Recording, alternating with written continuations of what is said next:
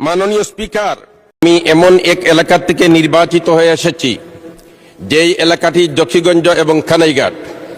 এই জকিগঞ্জ সর্বপ্রথম পাক হানাদার থেকে মুক্তি লাভ করে 21শে নভেম্বর, এবং ওই 21শে নভেম্বর বিকাল 4 ঘটিকার সময় শহীদ রাষ্ট্রপতি জিয়াউর রহমান সাহেব করিমগঞ্জ হয়ে এই জকিগঞ্জের কাস্টম দিয়ে জকিগঞ্জে প্রবেশ করেন, এবং জকিগঞ্জে প্রবেশ করার পরে এই জকিগঞ্জে মুক্তিযোদ্ধা যারা ছিলেন ইনাদের একজনের মাধ্যমে ওনাকে সালুটিকর পর্যন্ত পৌঁছে দেওয়া হয়।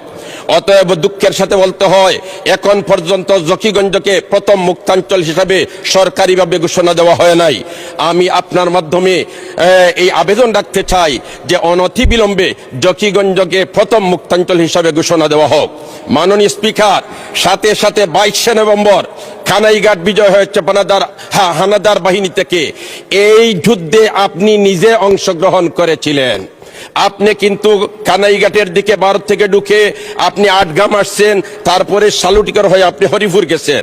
অতএব এই এলাকার সাথে আপনার সম্পর্ক, এই এলাকার জনগণ আপনাকে শ্রদ্ধার সাথে এখন পর্যন্ত স্মরণ করে, কিন্তু প্রথম মুক্তাঞ্চল হিসাবে আজ পর্যন্ত কানাইঘাটকে সরকারিভাবে ঘোষণা দেওয়া হয় নাই। অতএব আমি আশা রাখবো জকিগঞ্জকে প্রথম মুক্তাঞ্চল এবং কানাইঘাটকে দ্বিতীয় মুক্তাঞ্চল হিসাবে ঘোষণা সরকারিভাবে দেওয়া হোক।